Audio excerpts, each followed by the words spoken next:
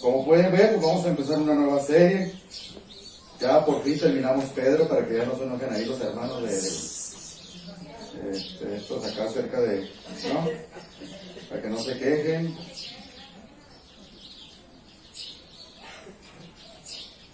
¿Verdad? Entonces vamos a iniciar una nueva serie, es Tesalonicenses. Como pueden ver. Pues uno de los problemas a veces de empezar una carta, pues a veces dan muchos datos antes de entrar a lo que nosotros le llamamos la carnita, ¿verdad? Y a veces puede ser un poquito tedioso porque se da mucha información antes de llegar a una enseñanza como tal. Así que les ruego paciencia. El día de hoy nomás vamos a ver los primeros 3 versículos, por eso se llama la introducción. No hay más, ¿no? Se llama la introducción. Vamos a ver 5 puntos, si es que creo que sí. Básicamente lo típico de cualquier carta, tiene un autor, a quien se le está escribiendo, el saludo, el agradecimiento, y ya empieza ahora sí, digamos, la enseñanza para cada una de las iglesias. No quiere decir que no es importante esos puntos, pero yo sé que hay gente que a lo mejor se desespera y quiere entrar de lleno a la enseñanza como tal. Y no crean que abrimos la Biblia y donde cayó el dedito, eso vamos a predicar. Realmente fueron meses de oración. Yo decía, Señor, cuando acabe Pedro, ¿qué quieres que enseñe? Y estaba entre la duda de Gálatas o Tesalonicenses, y debido a los temas que se tocan en esta carta, decidimos enseñarlo. Creo que va a ser bastante beneficio para nuestra iglesia. Así, entonces, pues vamos a orar para entrar de lleno al sermón. Oremos, hermanos. Padre, bendito sea, Señor, gracias te damos por este hermoso día, por el clima, por la vida, por la salud que nos presta, Señor, y por el privilegio de estar aquí, Señor. Gracias por permitirnos participar en este hermoso ministerio de la enseñanza. Pedimos sabiduría, fidelidad, claridad de lo alto, Señor, para compartir las verdades que vamos a ver el día de hoy. Y te pedimos por todos nosotros para que lo que veamos el día de hoy sirva a nuestras vidas, Señor, y para que de esa manera podamos glorificarte aún más. Las personas que están aquí, Señor, y aún no tienen una verdadera relación contigo, Padre, te pedimos por misericordia para que toques el corazón de cada uno de ellos. Amén. Muy bien, hermanos, pues vamos a entrar de lleno a ver qué es lo del autor. Ténganlo ahí en su Biblia, en Primera de Tesalonicenses, versículo 1. ¿Y qué es lo primero que vemos? 3 nombres, ¿verdad? 3 personas, Pablo, Silvano y Timoteo. ¿Y eso qué tiene que ver de importante? Pues es el autor que es lo que escribe en la carta. Ellos 3 son los que están emitiendo esa carta, que es muy importante. Ese Silvano es el famoso Silas, que ha estado con Pablo en algunos viajes. Ustedes lo han leído en Hechos y en otras epístolas lo mencionan. Pero no es que ahí se menciona su nombre completo, Silvano, pero es Silas, ¿verdad? No hay duda alguna que realmente la carta es de inspiración de Pablo. ¿Estamos? Es de Pablo.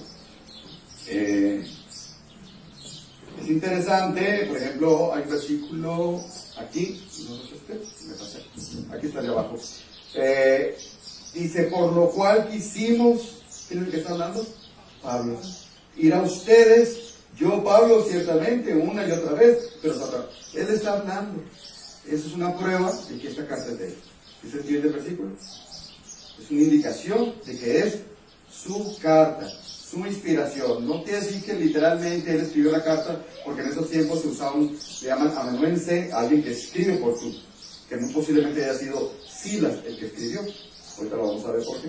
Muy bien, entonces esta carta la escribió Pablo. No hay ningún problema con ello, no hay nadie que discuta.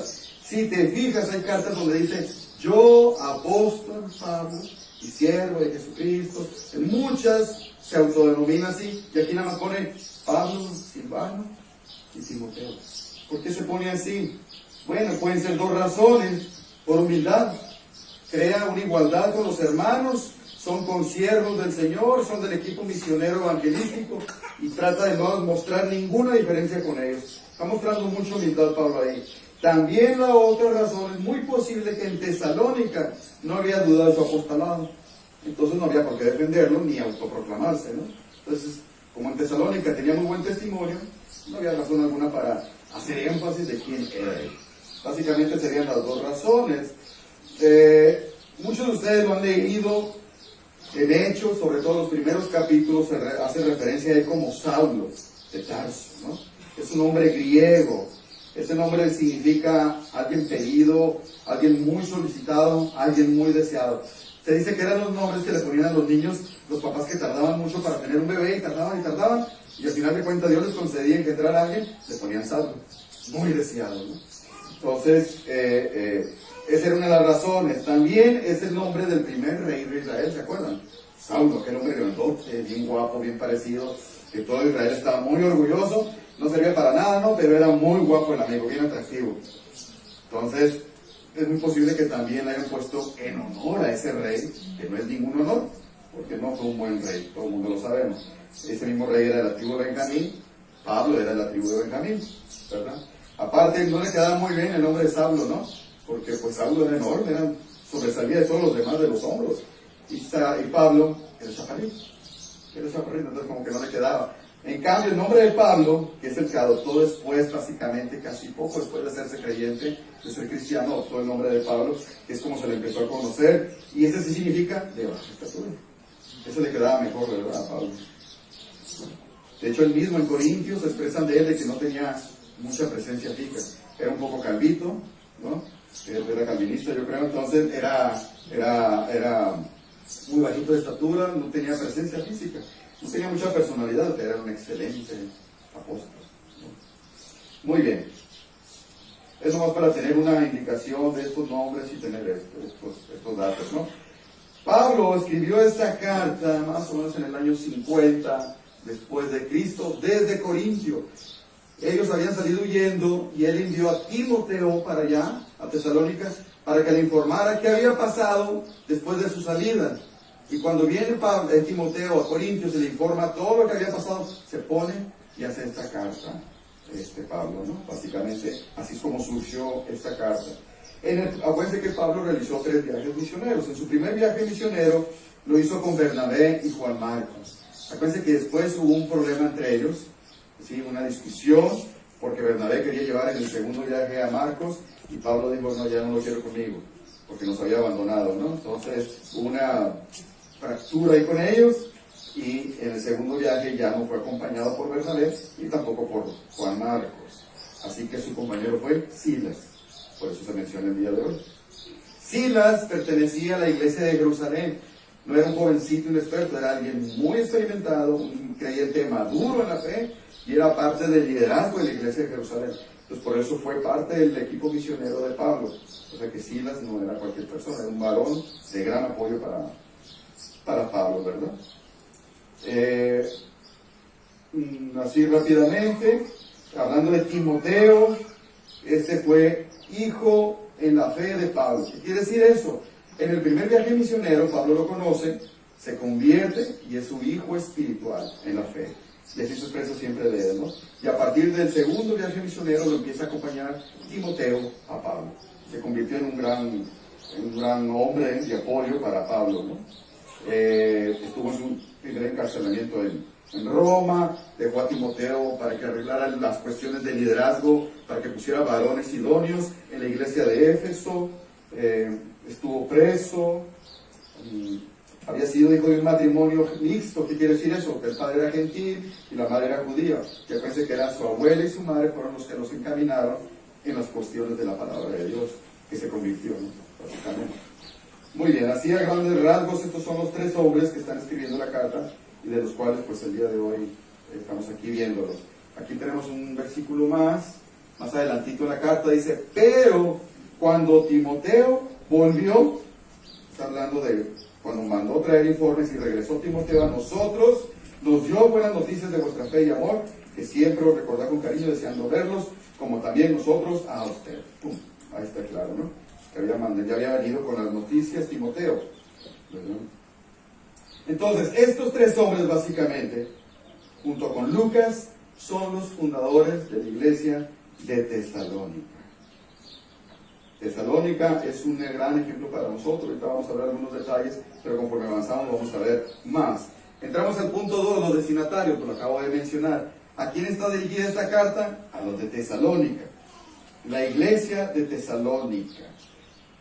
Si te fijas, es importante cada palabra. La palabra iglesia es importante aquí. ¿Qué es iglesia? Iglesia viene del griego eklesia, que significa llamados, elegidos, convocados por Dios. ¿Sí? Lo que está queriendo decir Pablo aquí, que todas esas personas a las que él escribe, él las reconoce como personas llamadas por Dios. ¿Sí? Eso es importante. Son personas llamadas por Dios, pero traídas por el Señor Jesucristo. ¿Por qué es importante esto? Déjame brincarme aquí. Porque no toda organización con apariencia de iglesia es iglesia. ¿Se entendió lo que dije? No toda asamblea, no toda congregación con apariencia de iglesia es iglesia. La iglesia nada más es aquella donde Dios llamó a esas personas. ¿Se entiende? ¿O está muy así? No entiendo qué quiere decir este señor. Muy bien. Las asambleas, las congregaciones son formadas por hombres y dirigidas por ciertos hombres y algunos hasta por mujeres erróneamente, ¿verdad? Las iglesias no. Las iglesias son convocadas por Dios y son personas llamadas por Dios, dirigidas, guiadas y edificadas por Dios. Esa es la diferencia de una organización religiosa de una iglesia. Nosotros tenemos la Secretaría de Gobernación que controla todo eso y cualquier persona que se reúne con fines religiosos, él le llama iglesia. Eso es un error. La Biblia no le llama así. A esas organizaciones les llama sectas. La Biblia hace la diferencia entre una iglesia y una secta. No importa si se reúnen con fines parecidos. Dios hace la diferencia. Ellos no son llamados, las sectas no son llamados, la iglesia sí es llamada. ¿Entienden la diferencia? ¿Por qué es tan importante entender esto? Entonces, toda secta no es una iglesia, es una organización religiosa, nada más. ¿Verdad? Pablo está haciendo referencia a que la iglesia pertenecía a Tesalónica. ¿Quién era Tesalónica? Era la ciudad más grande e importante en ese tiempo. Pertenecía a la provincia de Romana. Es lo que el día de hoy podemos llamar como la parte norte de Grecia moderna. El día de hoy todavía existe esta ciudad, es increíble, pero todavía existen. En los tiempos de Pablo era una ciudad enorme, más o menos tenía como 250,000 habitantes. Era una ciudad pujante. ¿Qué quiere decir pujante? Muy próspera. Le iban muy bien en todos los sentidos. Era casi la capital del mundo, te digo. Y lo interesante es que existían las carreteras en ese tiempo, estaba ubicada en medio de dos carreteras que pasaban por ahí. Una muy famosa, la Vía Láctea, ¿sí? La Vía Ignacia, que corría de oeste a oeste y comprendía mucho comercio. Y tenía otra de norte a sur. Entonces, era un puerto en el mar Egeo. Entonces, prácticamente tenía mucho comercio, mucho turismo. Entonces, era bastante pujante. Era una gran ciudad, ¿no? Estaba desde 315 a.C. hasta la fecha, existe esta ciudad. Entonces, la primera vez que visita Pablo a Tesalónica es su segundo viaje misionero. Él llegó ahí de una manera particular, como un caída y salida, ¿verdad? Básicamente, Pablo, si me gustan acompañar a Hechos 16 para más o menos entender lo que había pasado, para que vean cómo obra el Espíritu Santo. Hechos 16, versículo 6.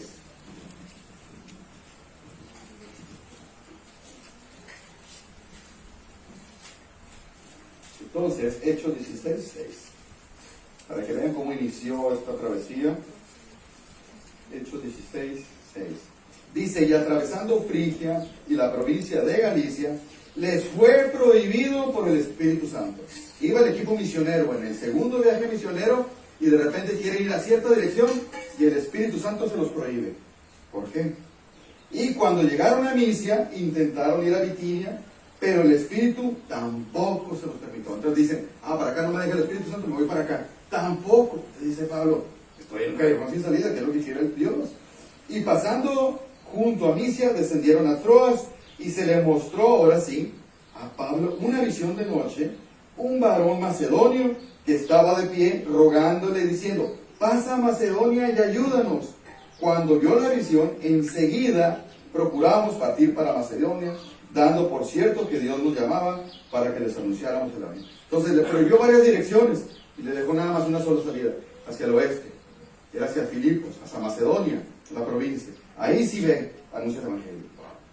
De la manera en como nos empezó a guiar el Señor, por medio del Espíritu Santo. Ahí donde llegan a Filipos, que todo el mundo ya sabe la historia, llegan a Filipos, Pablo predica valientemente el Evangelio en las sinagogas, se causa una revuelta, terminan en la cárcel, un carcelero los lastima, en eso ocurre un milagro, hay un temblor, se abren todas las cárceles y no se escapa ningún preso.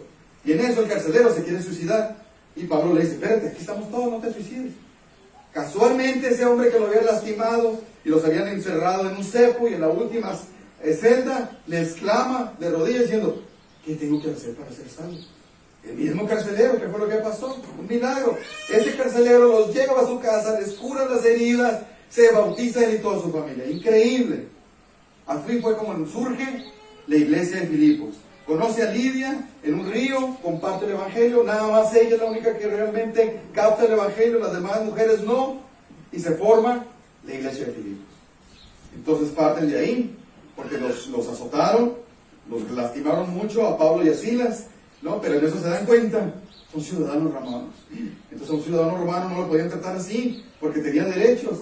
Entonces todas las autoridades de Filipos se asustan, le dicen, por favor señores, les pedimos perdón, pero retírense de la ciudad, porque sabían que podía haber consecuencias muy serias legales, era muy grave torturar a una persona de ciudadanía romana. Entonces les piden que se vayan, y ellos se van, todos golpeados, lastimados, 160 kilómetros hacia allá, a pie, hacia Tesalónica. Así fue como el Espíritu Santo los guió. Tremendo, ¿no? Así fue como fue todo esto, ¿no? Muy bien.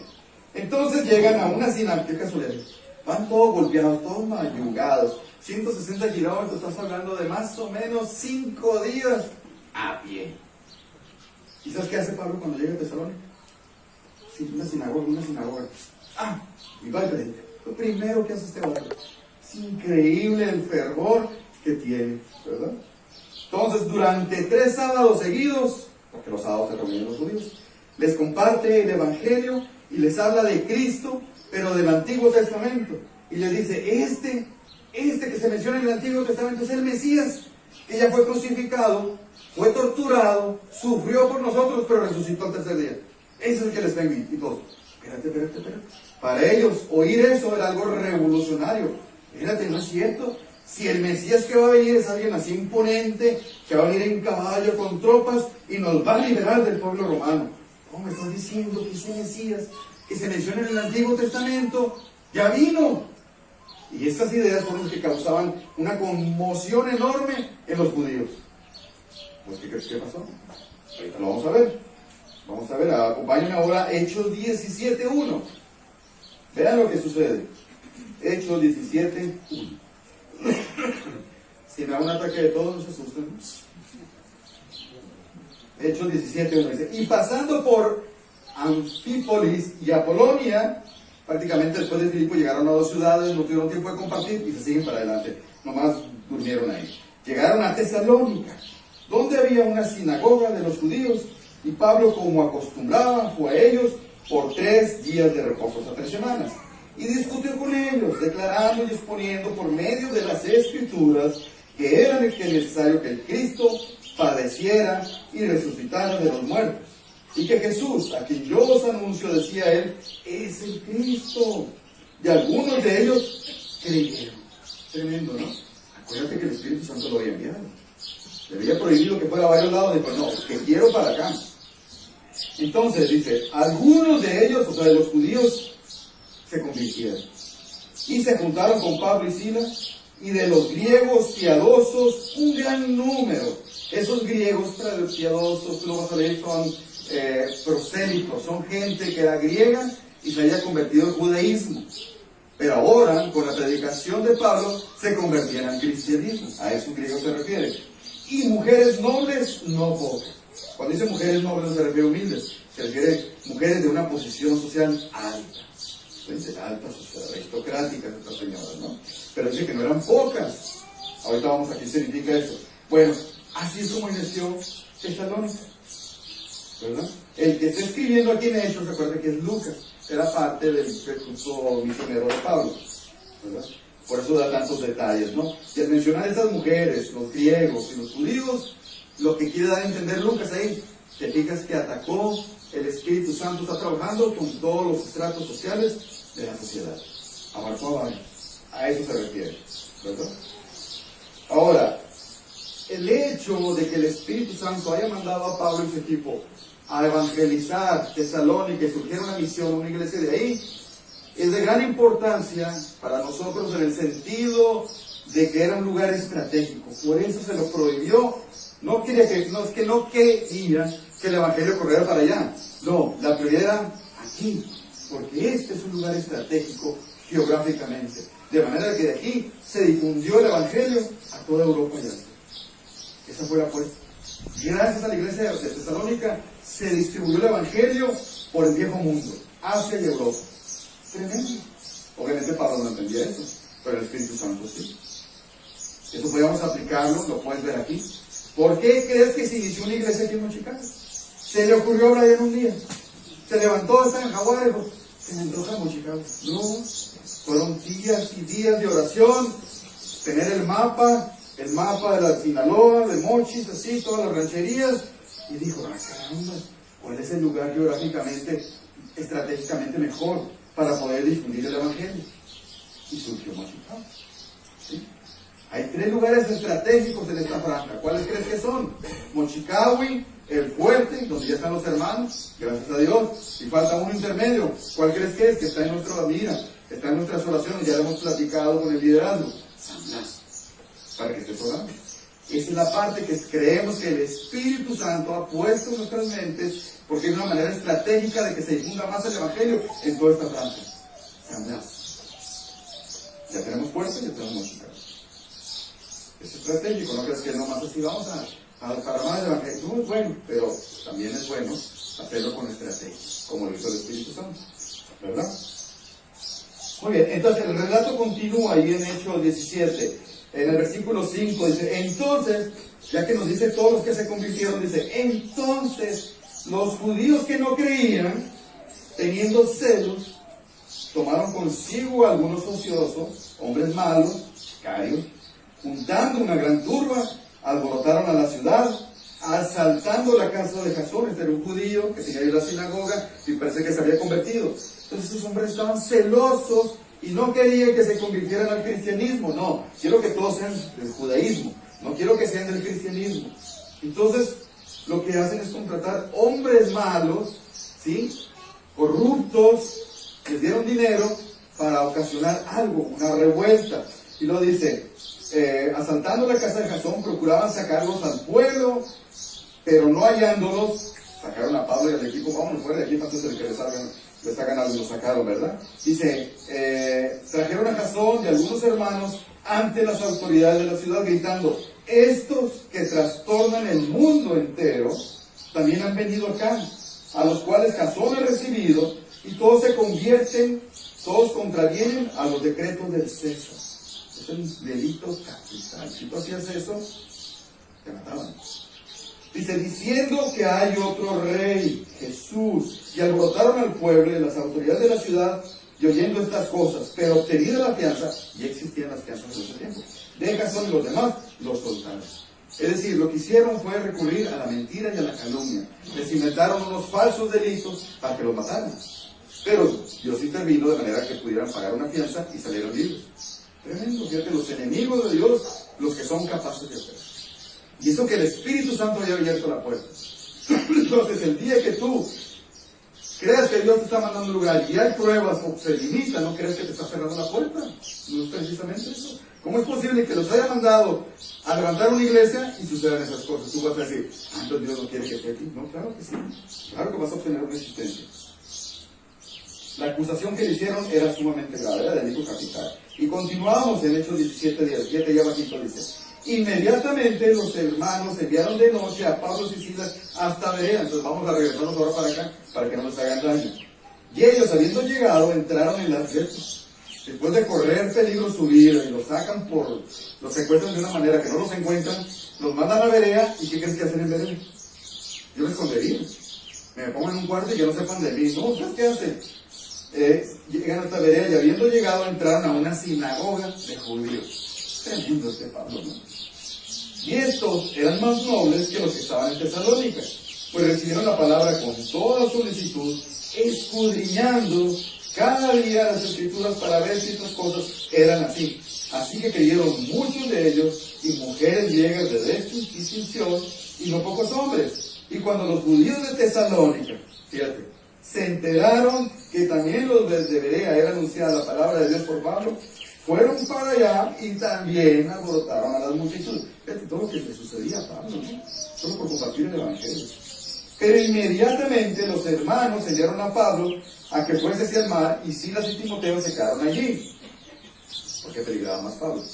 Y los que se habían encargado de conducir a Pablo le llevaron hasta Atenas, y es cuando viene la palabra, tú lees en Hechos Atenas, donde él anda caminando solito y ve que hay un montón de templos, y se mete al Areópago a compartir el evangelio otra vez. Tremendo este Pablo, ¿no? Dice, y habiendo recibido orden para Silas y Timoteo de que viniesen a él lo más pronto que pudiesen. Y de Atenas es donde viaja a Corintios, que es donde escribe la carta. Así nos travesía de su segundo viaje misionero. Es tremendo, ¿no? ¿Y qué se vendía Pablo? Aunque peligraba su vida. Una vez lo apedrearon, lo golpearon tanto, que dijeron, mira, ya está muerto. Vamos, y se metieron. Y uno se levanta él, se sacude, y se mete a predicar otra vez a la sinagoga. ¿Verdad? Y no había nada flojera salir para ir a compartir con el vecino. Tremendo.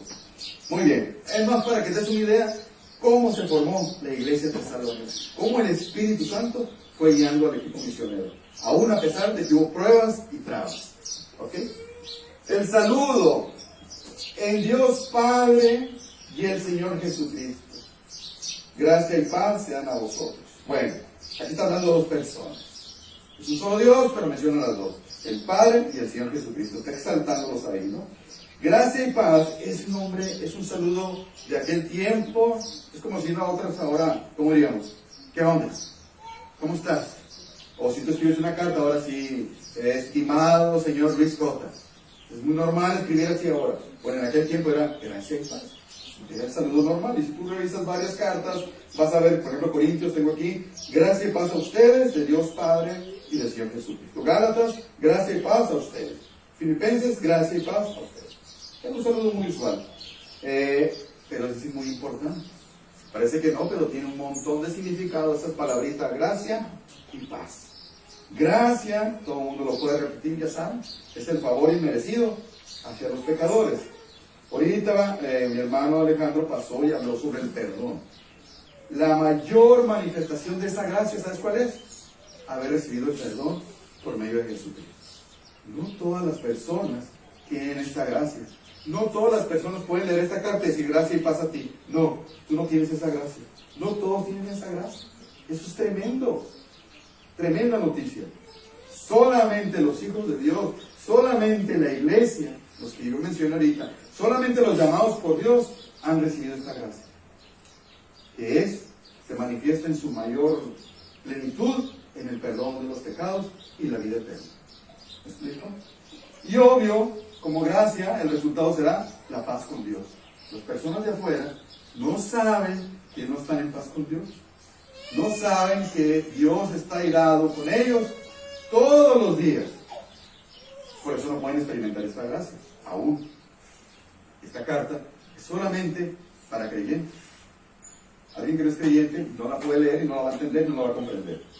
No tiene significado para ella hasta que Dios obre en su corazón. Muy bien. Gracia, la palabra en sí sola, gracia, era el saludo más común que le hacían entre los griegos, ¿sí? Que viene siendo como salud o regocíjense. Y paz o shalom era lo que usaban los judíos, que significa favor o prosperidad o bienestar, ¿no? Entonces es interesante que Pablo usa las dos expresiones de saludo más usuales del griego y del judío. Es una manera muy diplomática de quedar bien con la audiencia. ¿Me explico? Porque era una audiencia mezclada, griegos y judíos. Es muy interesante, es muy inteligente Pablo. El día de hoy todavía los judíos se saludan así como shalom, ¿no? Y hay muchos griegos que todavía saludan así como Shairen, que es el de gracia, ¿no? Muy bien. La persona salva por la gracia de Dios, manifestada en la cruz de Cristo, se encuentra ahora en un estado de gracia delante de Dios. La gracia que puso en marcha todo el proceso de su salvación, ahora lo sostiene en el camino y lo acompaña hasta la gloria. Ya no está bajo condenación o ira, ¿verdad? Muy bien. Pasamos al cuarto punto y penúltimo. El agradecimiento. Vean lo que hacen ahí este grupo misionero. Está hablando en plural. Damos. Están hablando ellos tres, ¿no? Damos siempre gracias a Dios por todos ustedes. ¿Quiénes son ustedes? La iglesia de Tesalónica. ¿Qué hacían? Dice, haciendo memoria de ustedes en nuestras oraciones, acordándonos sin cesar delante de Dios Padre y Dios Padre nuestro. Se fijan que estos tres varones, que fueron los que levantaron esta iglesia, estaban bastante involucrados con las personas de la iglesia. ¿Qué tiene que ver con esto? Podemos ver aquí un corazón pastoral, ¿verdad? Porque dice que siempre se acuerda de ellos en sus corazones. ¿Qué te quiero decir con esto? Entre más involucrado estés tú con una persona, más vas a orar por ella. ¿Se entendió? Tú puedes notar cuando alguien habla de alguien, por la relación que tiene, se ve que esa persona ora. A los otros no les importa tanto. Entonces, en la medida en que nosotros nos involucremos más con otras personas, más vamos a orar por ellos. Estas tres hombres, como levantaron la iglesia, obvio, siempre tenían en su mente a los hermanos de Tesalónica, porque les interesaba mucho. ¿Sí?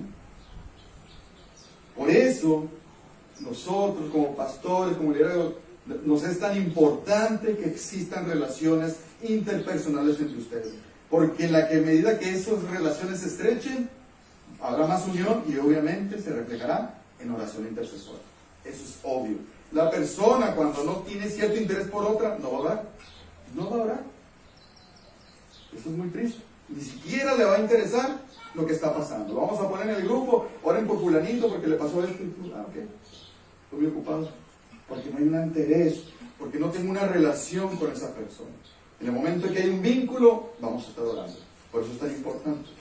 Entonces, en la medida que se establezcan nexos, lazos, relaciones, seremos más unidos y más fuertes. De hecho, una persona, si un día decide querer salirse de la iglesia, le será muy difícil si realmente tiene relaciones estrechas con nosotros.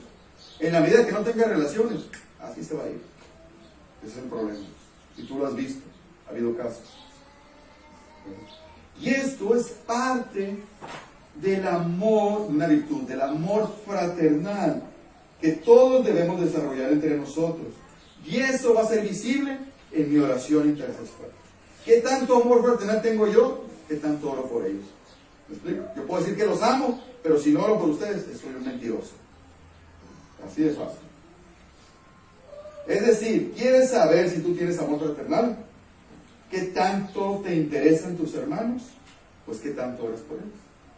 Ese es un indicador, es un poquito. Tú puedes saber, no tienes que contestar, tú puedes saber bien en tu corazón qué tanto oras por los hermanos. Y te fijas, Pablo aquí y el equipo misionero están agradecidos con Dios por los hermanos. ¿Qué tan agradecidos estamos con Dios de que hayan salvado a estos hermanos? ¿Cada cuándo oro por ellos? Ahí se lo. Y eso no crees que, bueno, es que eran los consentidos de Tesalónica. No, si lo puse en Romanos, eran Romanos. Porque testigo me es Dios, a quien sirvo en mi espíritu en el Evangelio de su Hijo, de que sin cesar hago mención de ustedes siempre en mis oraciones. Este es el corazón pastoral. Y eso, sí, pues eso, es el corazón pastoral de Pablo. No necesitas ser pastor para tener un corazón pastoral. Todos en una medida tenemos la responsabilidad de pastorear a los hermanos, como lo veíamos hoy en la escuela dominical. ¿Sí? La consejería es parte de un ministerio pastoral que todos tenemos. ¿Sí? Nos ha sido dado. Pero en la medida en que yo me involucre con esa persona, la voy a pastorear. En Efesios, la otra iglesia, no ceso de dar gracias por ustedes, haciendo memoria de ustedes en mis oraciones. Ahí empieza el amor fraternal. ¿Cuánto, qué tanto y cada cuándo oro por mis hermanos? Ahí se nota tu amor. El amor fraternal es una virtud cristiana que debe ser enseñada, alimentada y fomentada. La vamos a desarrollar, pero si no me dedico a ella, no se va a dar. Vean lo que dice Romanos 12:10. Amados los unos a los otros, ¿cómo? Con amor fraternal. Por eso te digo, ¿qué tanto oras tú por tus hermanos? Ahí se nota. En cuanto a honra, prefiriéndolo a ellos. ¿Cómo se muestra mi amor fraternal? Dándole la honra a ellos. ¿Y cómo se ve eso? Aún en la oración. Eso los platiqué cuando recibí a Cristo. Yo tenía mi lista de pendientes y me levantaba por la mañana a orar. Pasó un año y me acuerdo que estaba revisando mi lista y dije, acá, estoy orando por mi familia y cosas mías. O sea, yo casi no oraba por los hermanos. Estaba muy preocupado por mis cosas. ¿Qué quiere decir? Me faltaban ofertas. ¿Te fijas? Yo estaba honrando todas las cosas mías y los hermanos. No tenía tiempo para orar por ellos. Me faltaba crecimiento. Es al revés. Hay que orar más por los demás. Ahí se nota la honra. Honra a tus hermanos. ¿Cómo? Orando por ellos. ¿Verdad? Esta iglesia tesalónica tiene muchas cosas buenas, muchas cosas ejemplares que nosotros vamos a aprender de ellos, lo vamos a ver en los sermones sucesivos, ¿verdad? Pero a ella no es que le faltara el amor fraternal. De hecho, si lo puse, más adelantito dice, pero acerca del amor fraternal, no tienes necesidad de que te escriban.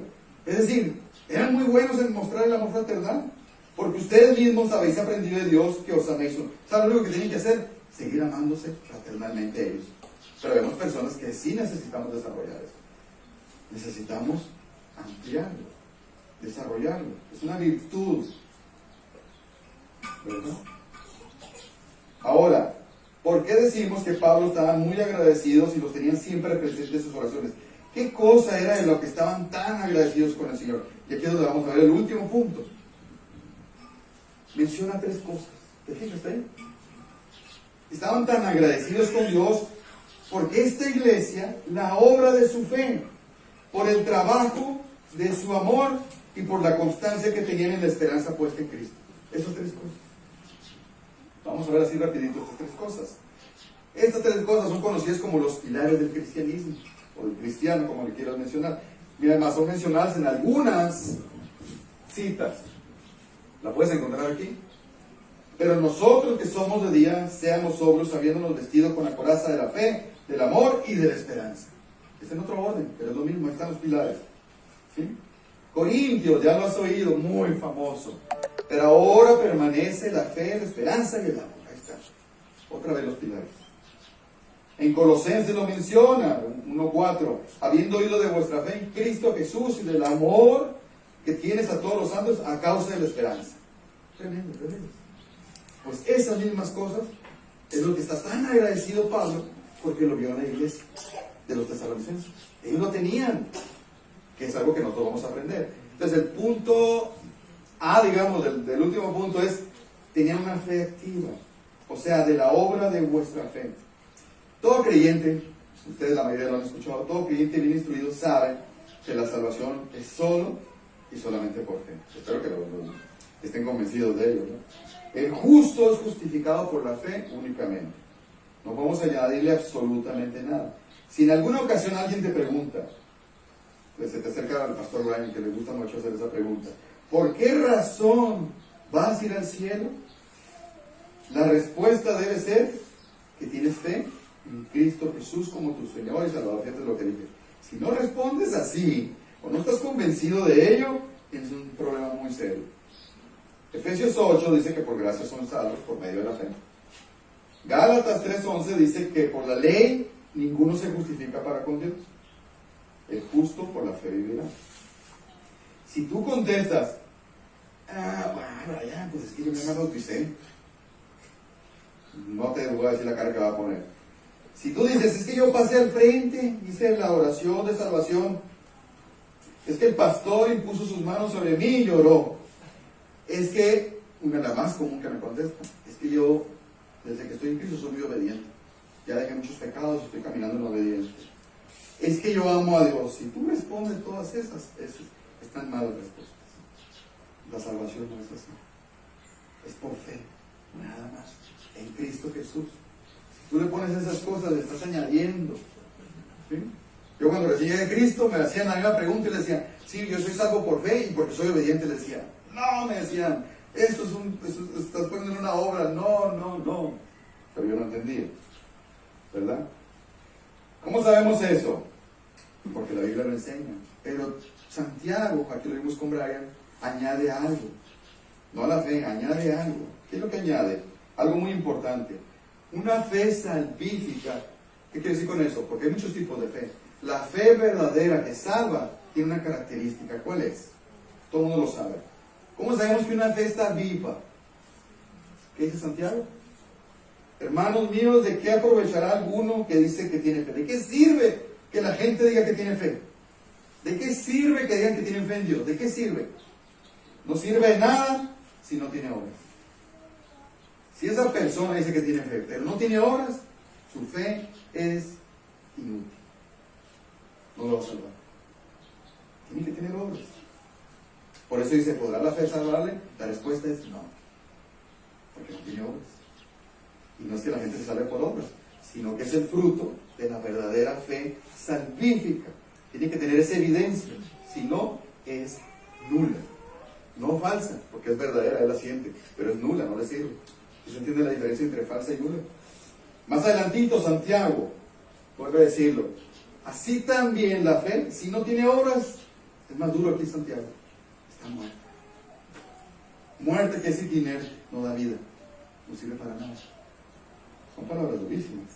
El punto es que estos hermanos de Tesalónica eran un gran ejemplo porque tenían una fe fervorosa, activa. Estaban constantemente haciendo obras. ¿Qué quiere decir con obras? Lo que te venga a la mente.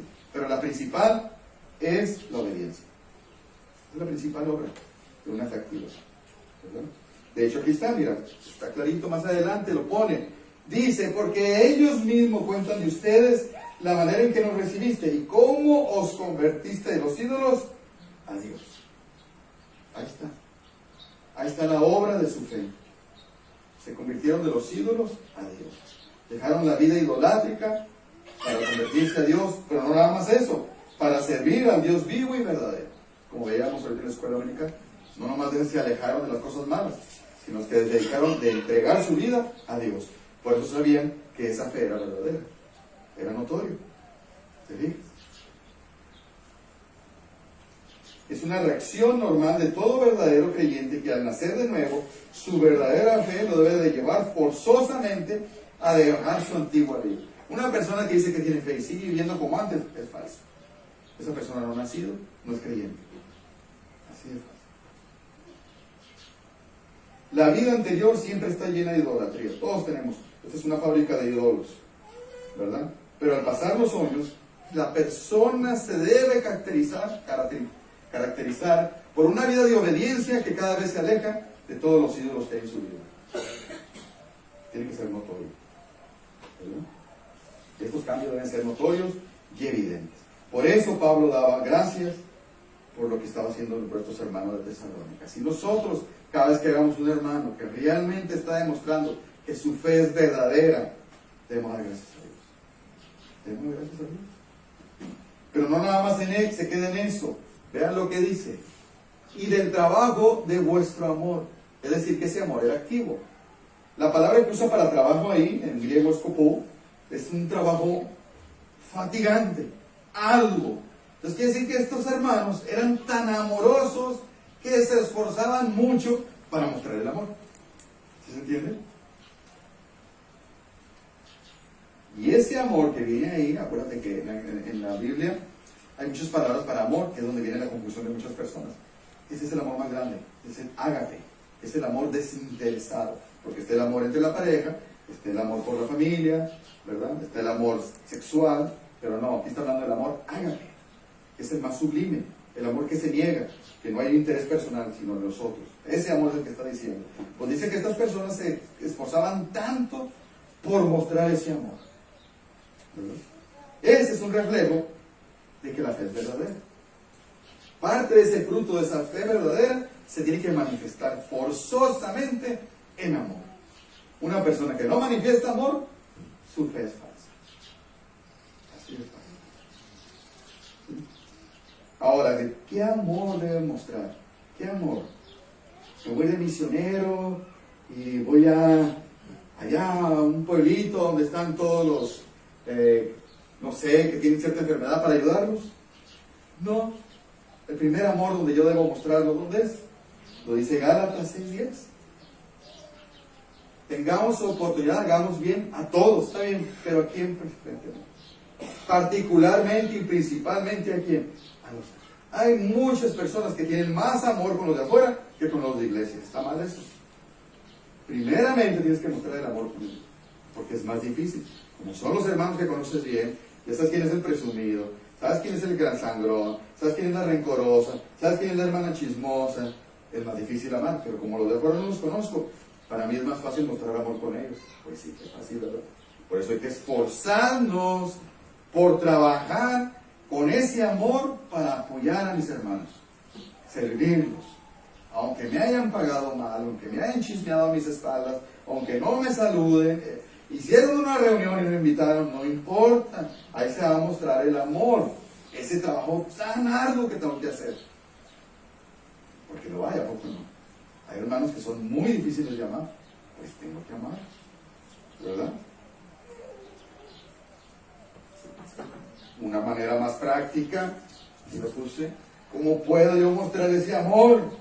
Bueno, aquí te lo dice, bueno, nuevamente Gálatas. A libertad fuiste llamado, ya, estás en Cristo, libre de la ley. Pero dice, solamente hay que cuidado cómo usas tu libertad como ocasión para la carne, sino servidos por amor los unos a los otros. Es decir, ¿cómo usas tu libertad? Ahí se muestra el amor que yo le voy a tener a mis hermanos. ¿Qué preferencia le doy a ellos o a mí? Tú tienes la libertad para no venir los miércoles. Tú tienes la libertad de no venir a la escuela dominical, a los cultos. Pero no le tropiezas a algunos hermanos de que no vengas. A lo mejor sí puedes venir, pero no vienes. Porque estás pensando en ti, estás pensando en ellos. A lo mejor podías venir a la reunión de varones, pero no viniste. ¿Por qué? Se complicó. Porque no pensaste en los hermanos. Que a lo mejor hay hermanos que les desaniman mucho el que tú no vengas. Entonces te falta amor. A la femenina, a la escuela dominical, porque estás muy ocupado en tus cosas. No estás pensando en los hermanos. La libertad que tienes para vestirte como tú quieras. No somos legalistas, vístete como tú quieras. Pero piensa a los hermanos la manera de vestirte. Mucho cuidado. Puede que sí. Ah, ese le echan. Ah, caramba. Pues sí te falta mucho amor. ¿Verdad? Esto más el domingo. Vístete de una manera que no tropieces a nadie. En la semana, ok. Niégate. No, es que son bien maduros. Y ámalos.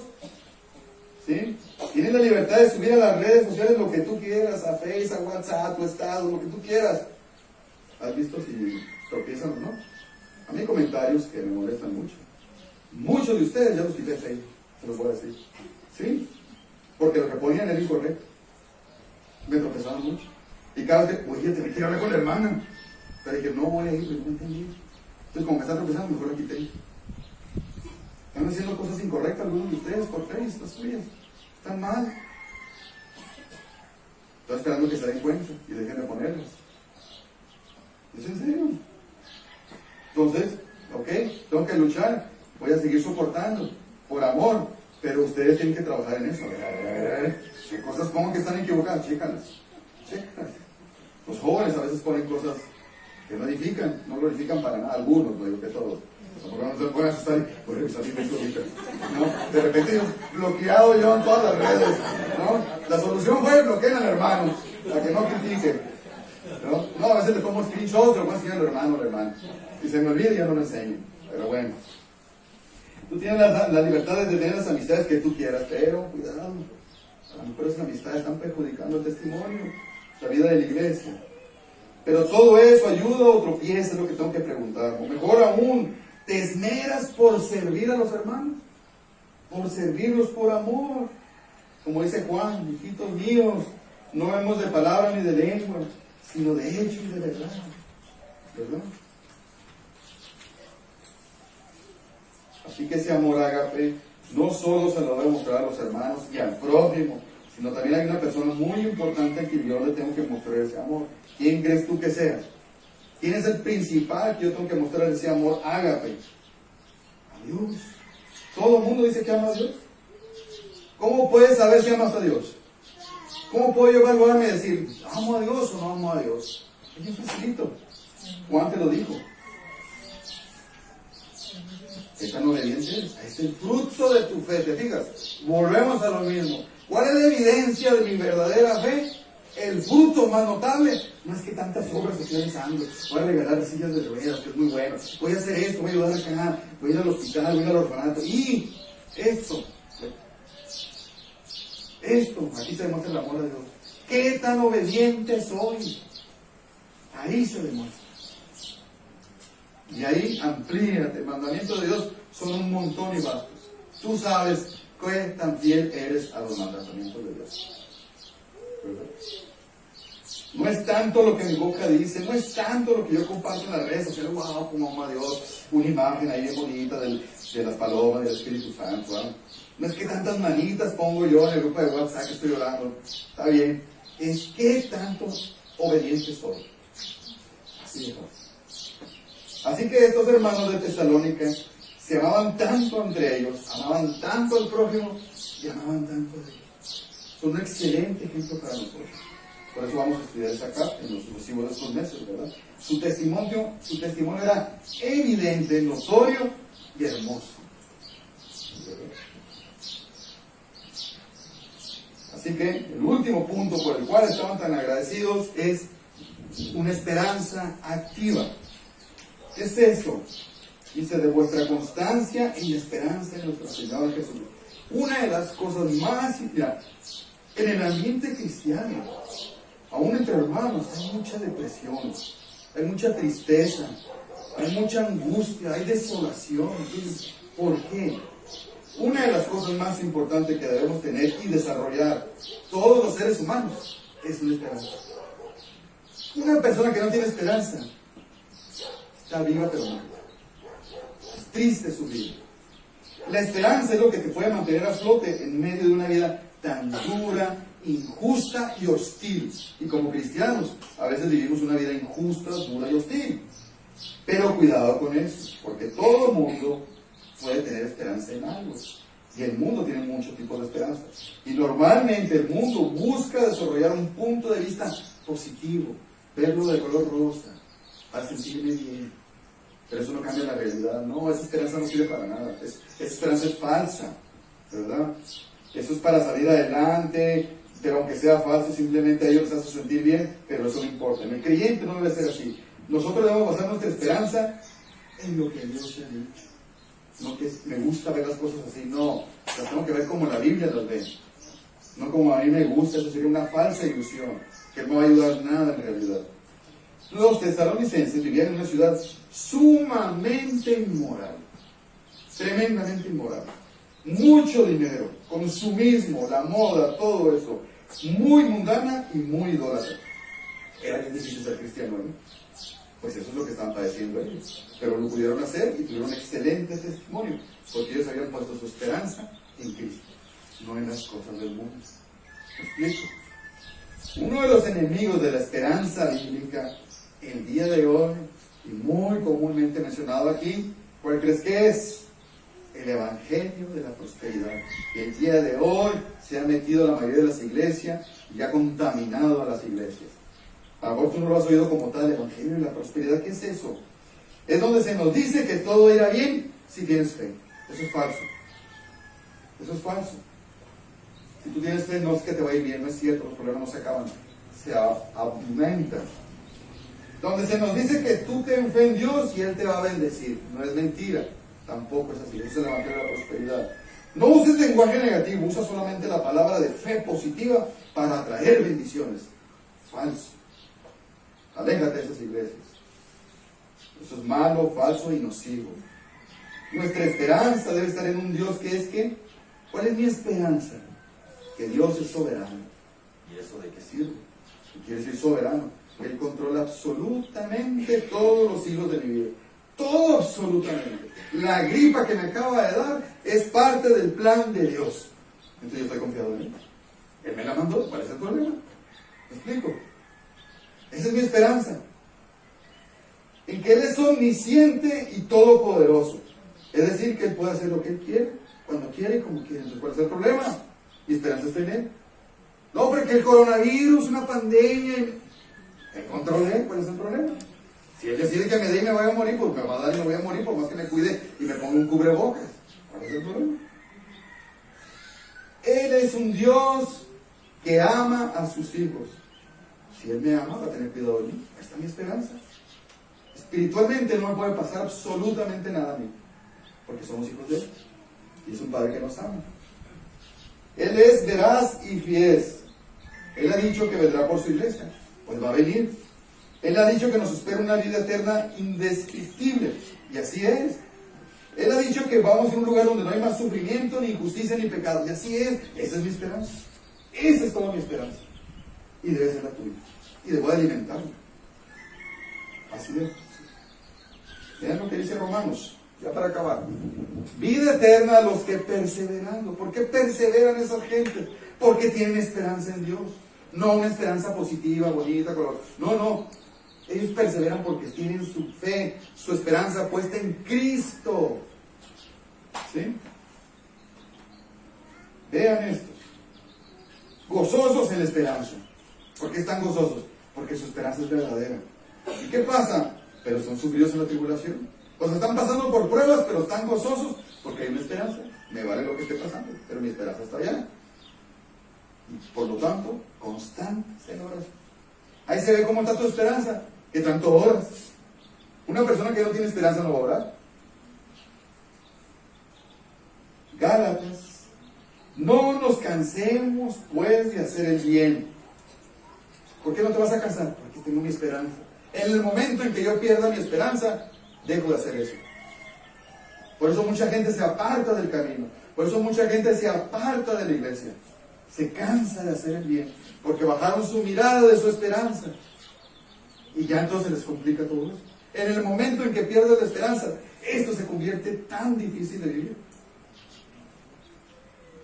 ¿Verdad?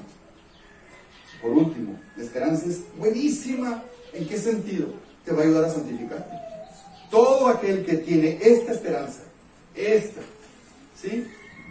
En Él, está hablando de Cristo, se purifica a sí mismo, se santifica, que es nuestro mayor objetivo ahorita en la vida, santificarnos, así como Él es puro. Por eso es tan importante. Por eso Pablo y su grupo misionero estaban tan contentos, porque todo eso lo estaban haciendo los de Tesalónica. ¡Wow! Qué tremendo ejemplo, ¿verdad? Así que hay muchas maneras en las que podemos invitarlos a ellos como un buen ejemplo. Amén. Oremos pues. Padre, gracias te damos, Señor, por este hermoso tiempo. Gracias porque